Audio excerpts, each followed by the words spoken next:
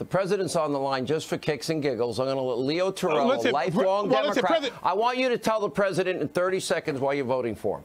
For the first time ever, right? For Republican ever. Yes, President Trump, I want you to listen to me. Give me a call later on. First time ever in my entire life as a Republican, I'm voting for you. Now, maintain what you're doing in these Democratic cities, and I'll go on those other networks and battle those guys for you. You're going to win in November. I guarantee it. I'm out there with you 24/7. Very much, and you've come a long way, Leo. I have to tell you, I've been watching you, and I've always respected you, even on the other side. I'm here. I'm here now. But that's I'm here great, right Leo. Now. I'm here. I appreciate it. I do. Thank you. And I will do that. Thank you. Thanks, Leo. All right, really Leo, great. Geraldo, thank you. Dan Bunch. All right, I think that might have been the funniest moment we've had. Mr. President, sir, thank you so much for joining us. I know it's been a busy number of days here for you. A lot of news to get to. I want to spend a lot of time on the violence, the safety, security of our cities. I want to talk about COVID a lot. Let's start with some breaking news, and that is that you, earlier today, decided to pull back on the convention in Jacksonville. You gave a reason. Can you give us the reasons again in more detail? Well, it's really the China virus. Call it COVID, call it any one of a lot of different names. But, you know, we're setting an example. We don't want to have people so close together. We've had such enthusiasm. Everybody wanted to go there. You know, we went to North Carolina. We wanted to do it there. It was all set. We were going to build a beautiful facility, and it got hit hard, and the governor then he could have treated us better, Democrat governor. But we are actually opening up there, and then we'll make our ways. It won't be your typical convention, I can say that, but it's going to be very safe. And I thought I had an obligation not to have large numbers, massive numbers of people crowded into a room. I've been told, Mr. President, from sources of mine, you can confirm if you like, I guess maybe I'm not surprised that you are entertaining ideas that I have heard tonight that would be pretty spectacular. Would you give us any insight into what they are? Well, we have some ideas, but it'll have to be different than your typical convention. We have just great enthusiasm in the party. I don't think we've ever had it, even more so than 2016. And you see what's going on with the polls. It's funny, since I made a speech at Mount Rushmore. And since that time, it's been really something. There's been, before that, really, you have all of these these suppression polls, and just like 2016 when they put out these phony polls, the media. But I'll tell you what, it's that the enthusiasm this party has and that they have for their president, because we're keeping our cities safe. We want to go in. We can't understand. I heard you talking with the group. That's a great group of 3 people. But I heard you talking about the cities and the safeties of the cities. I've offered them all, every one of them, and there's 10 of them. We're offering all of them. Let us go in. We'll clean it up. We'll clean it up. Now, in Portland, we had to do it because they're anarchists. That's a level that people haven't seen, but they're anarchists. And they were going wild for 51 days, and we went in, and they've done a great job. They're going to rip down the courthouse, a big federal courthouse, gorgeous federal courthouse. So we went in, and we've been very, very strong. And we have this Mayor Whalen, who I think he's also the police commissioner, as I understand it, in Portland. Yeah. Mayor Wheeler. And he made a fool out of himself. He wanted to be among the people, so he went into the crowd, and they knocked the hell out of him. That was the end of him. So it was pretty pathetic. But we want to go in and help the cities. We want to help Chicago. We want to help all of them. Detroit's having problems. They're a very good police chief in Detroit, but they have problems. We'll go into all of the cities, any of the cities. We're ready. We'll put in 50,000, 60,000 people that really know what they're doing. And they're strong, they're tough, and we could solve these problems so fast. But as you know, we have to be invited in. Mr. President, I want to ask you about that. We're going to have to do something that's much stronger than being invited in, but we have to be invited in. Go ahead, Sean. The acting DHS chief, Chad Wolf, there is statutory reasons and justification to protect federal buildings. That is what has been happening. When you talk about 100 agents, we now have 15 mayors. We see this rise in homicides and shootings. One day right here on this program, a couple of nights ago, 15 people shot in Chicago. Last weekend, 70 people shot, 12 dead, a 10-year-old, 11-year-old shot. You spoke to Horace Lorenzo Anderson Sr. I know you invited him to the White House. He lost his 19-year-old son. We lost an 8-year-old little girl in the Chaz Autonomous Zone in Atlanta, a 1-year-old in Brooklyn, a 7-year-old little beautiful young girl in Chicago. And they, one thing that all of these cities have in common, they've been run by liberal Democratic mayors, liberal Democratic governors for decades. What do you say to the people? Most people would argue you don't have a chance of winning New York or Illinois or California or Washington State. Well, you're right. They're run by very liberal people. You could say radical left in some cases just liberal Democrats, and they're not taking care of their police. They're not respecting the police. The police do an incredible job. It's a very tough job. It's a very dangerous job. And these mayors, and by the way, governors and senators and congressmen, Democrat congressmen, they want to pass stuff to make the police less. They want to take all of their power away. And, you'll have a bad situation where you'll have a bad cop, a very bad cop, and they have no idea the problem they cause. But you have 99% great people that work hard and get paid not nearly enough, and the job they do is incredible. And these people are just taking all of their respect. They're taking their guts out, and it's a shame. It's a shame. And, the police, they could do the job. In Seattle, they knew that we were coming in, and they went in just before we got there, so we were all set to move. But if we weren't going to go in, if they thought that we weren't coming in, it would still be bad. But those police can do the job, but the mayor and everybody tells them not to do it. The governor, they say not to do it. And it's a philosophy. And let me tell you, if Joe Biden never got in, the whole country would be like that. We have a lot of great cities. We have a lot of very safe cities, great places, great states that don't have any problems. And they look at the things that they see in Chicago, and they look at what they're witnessing in Portland and all of these different places, and they can't believe what's going on.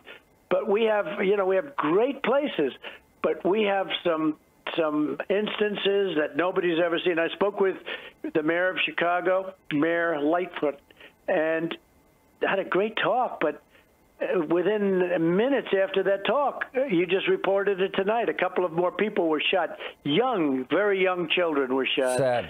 So sad. And it's a shame. It's a shame. And we could solve it. If they invited us in, we'd go in with 50,000, 75,000 people. We would be able to solve it like you wouldn't believe, and quick. But they just don't want to ask, maybe for political reasons, but they don't want to ask. It's a disgrace.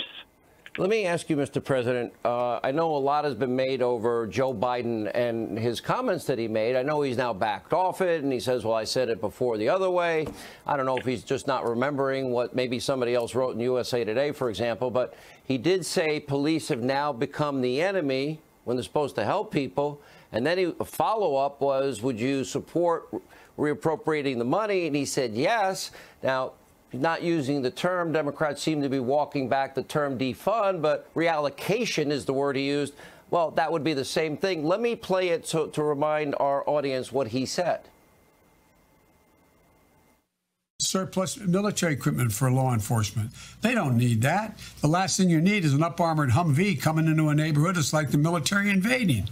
They don't know anybody. They become the enemy. They're supposed to be protecting these people. So my generic point is that... Do we agree that we can redirect some of the funding? Yes, absolutely. And one of the things that we also need to be doing is fundamentally changing the way, and I've been pushing it for years, changing the way we deal with our prison system. Mr. President, I could remind people, you're the one that did criminal justice reform. Biden as vice president, Barack, they did not. You did police reform. They did not.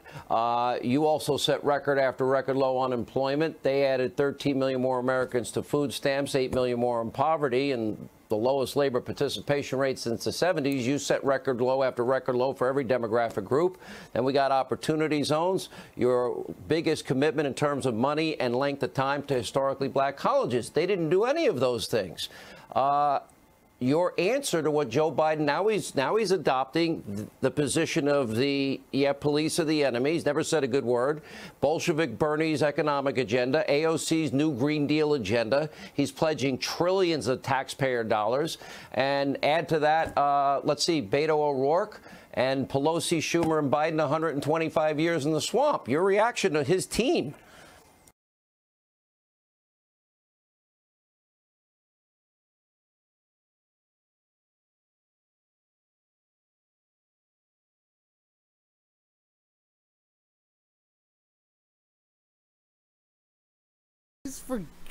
It's because I keep thinking that my phone is recording the audio, and I always forget the mic, so I just like connect it.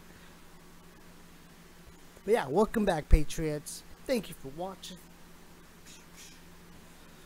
With this, I don't know what I'm doing type of channel, just spreading real news, just articles, certain things people don't cover. You know, you won't read it anywhere, or, you know, you just don't.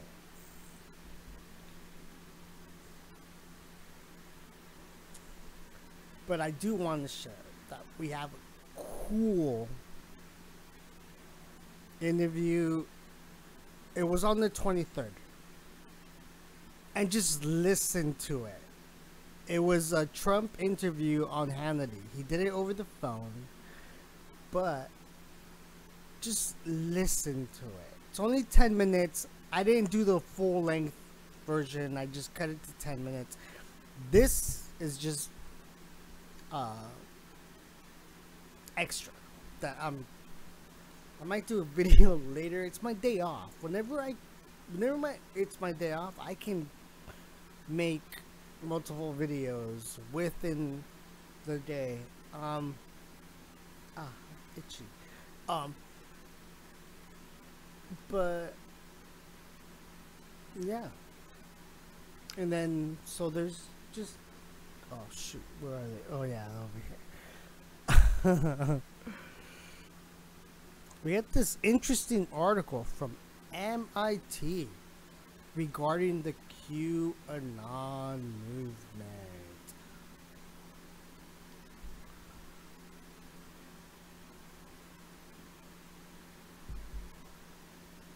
Oh shoot, hold on.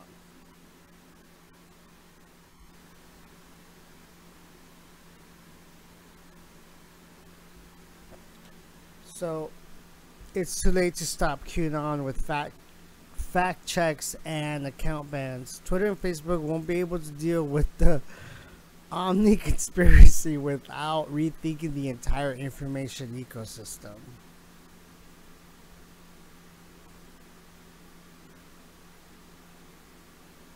Right? People wouldn't be looking into it if you wouldn't have banned it. Are they stupid? Because as soon as you say you can't do that, what does a person generally tend to do? I'm going to do what they told me not to do. Right? Kids even have, adults, kids, we all have that mentality. Why can't I do this? Doesn't seem like it's all that bad. I mean, why am I not allowed to do that? You know, think about Antarctica. Why is every country in the entire planet, they all have their disagreements, but for some reason they all agree that none of them can go to Antarctica. Right? But then you got all these politicians and these high power names, just they go there all the time. What are they doing down there? But that's a different video. Gosh, dude, I'm piling it on. I'm trying to write down my, like, what I want to cover, because I'm gonna get into some crazy stuff. I mean, but that requires a lot of research. But I don't know. We'll see in the near future. You know, like I said, I have a full-time job, dude. This is limited. This is my day off. I'm trying to bring whatever freaking news. Oh, and they won't let me. Oh, read the whole story. Okay. We will permanently suspend accounts tweeting about these topics that we know are engaged in violations of our multi-account policy. Coordinating abuse around individual victims and are attempting to evade a previous suspension, Twitter announced. The company added that they've seen an increase in those activities in recent weeks. And then we got the New York Times reported that they're planning to take similar steps to limit reach of QAnon content on its platform. I'm pretty sure as soon as Facebook implements whatever algorithm they're going to do, or monitors, or whatever it is that they do, I'm going to be gone, dude, straight up. Because I'm all about Q, dude, on my Facebook. It's just funny. Okay, yeah, hi, pal. Yeah, Chrissy Teigen. You mean Chris Teigen? Yeah, she's a dude. She likes pizza, if you know what that means.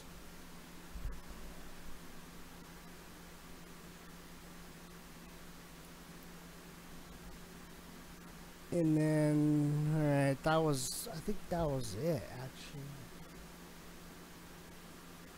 Yeah, was it 2 articles, or did I say 1? I forgot.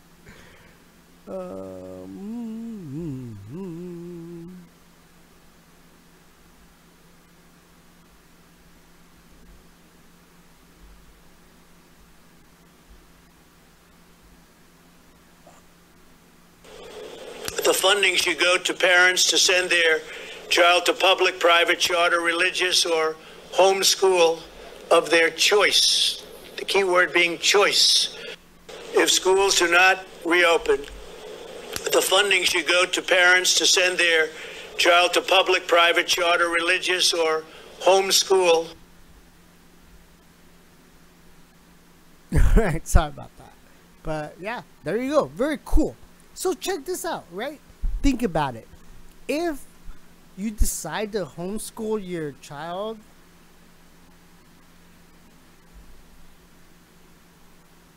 you know, like in your own home, right? You decide to homeschool, the funding goes to you. You can buy them those books that have not been manipulated. You can get them the old school books that have the real information, you know.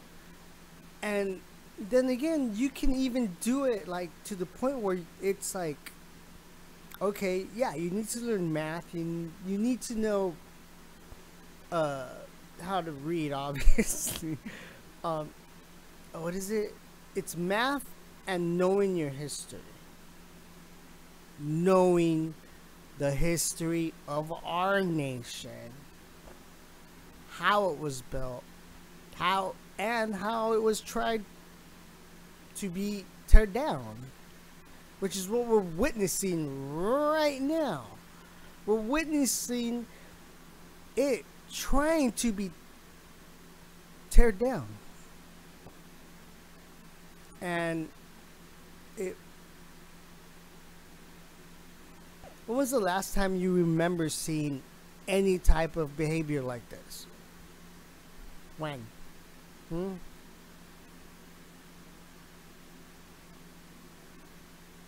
It's all a big club. We are not in it. They don't care about us.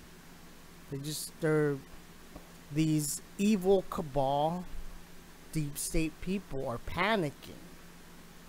So they're using all their executive powers to be like, hey, you can't go to the beach, can't go to church. Oh, but you can go riot and destroy businesses without wearing a mask, right? Ay, ay, ay. The times we're living in, folks, it's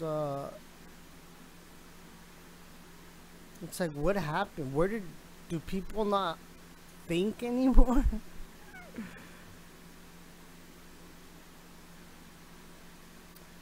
It's, it sucks, dude. You know, but once all this stuff, I think, kind of comes out, people are going to be like, holy crap.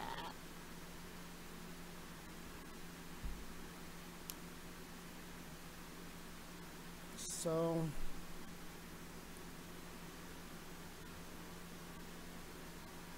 oh yeah, I was going to, shoot, that's what it was. I just remembered. Oh wait, no, yeah, okay, I already shut that. Oops.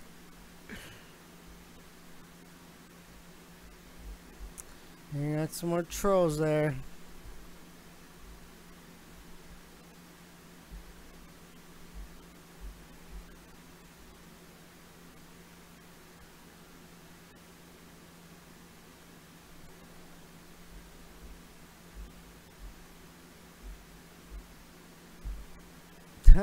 That's funny. Alright, well, I think that's it.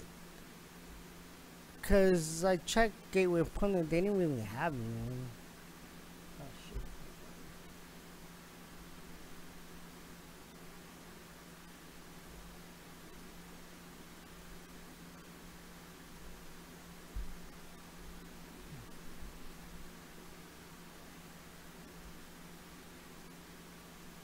Oh, shit.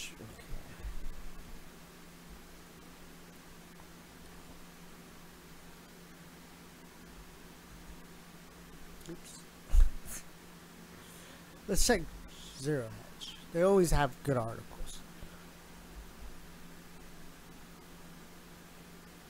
Schumer fumes over GOP HEALS Act, demands avalanche of stimulus to avoid piecemeal solution.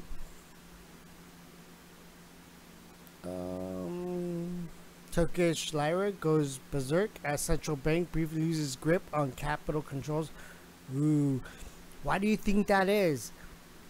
Because all these companies, the fiat system, the dollar, it's worth nothing. Nothing. So they're so probably in debt that that's it. Their countries collapse. Or going to. It's gonna hit hard times. Time for, you know, for them to rebuild. Back to sound money.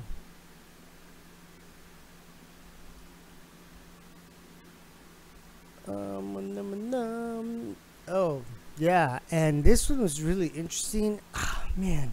See, I'm making this video longer than I wanted it to. Okay, that's not too bad. I got about 7 minutes.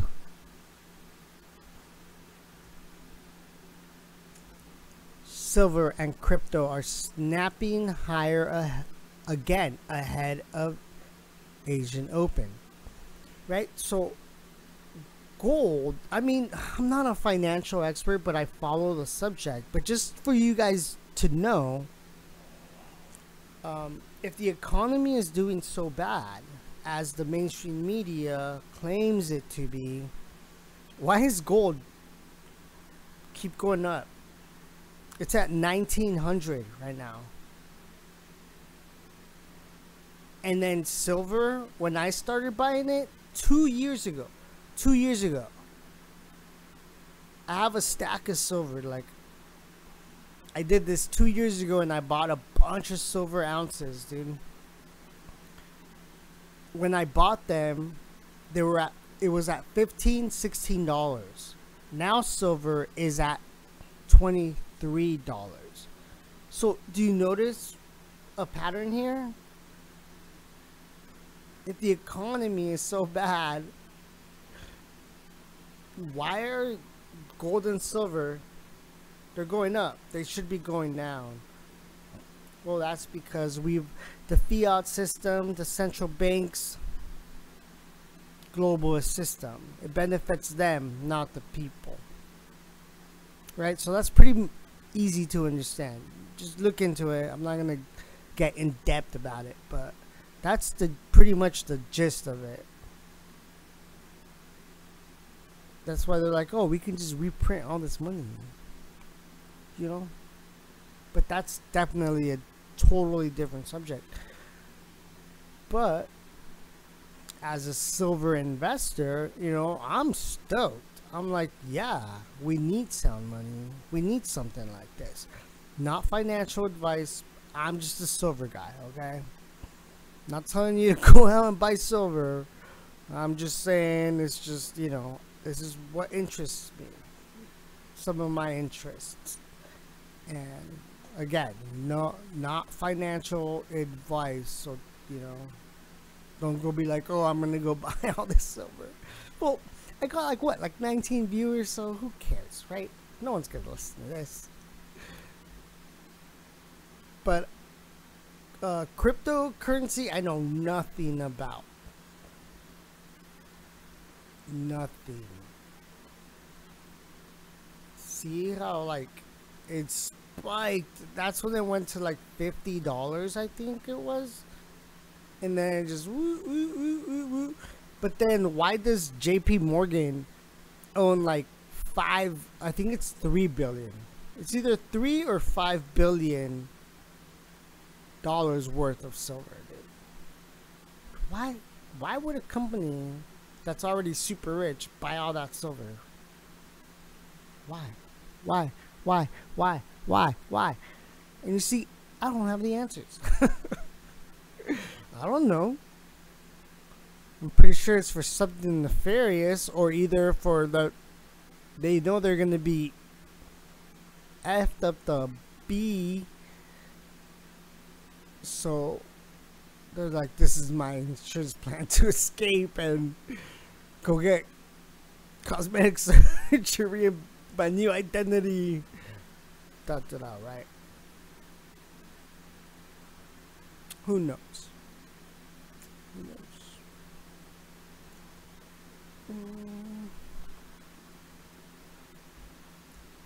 So yeah, I think that's it.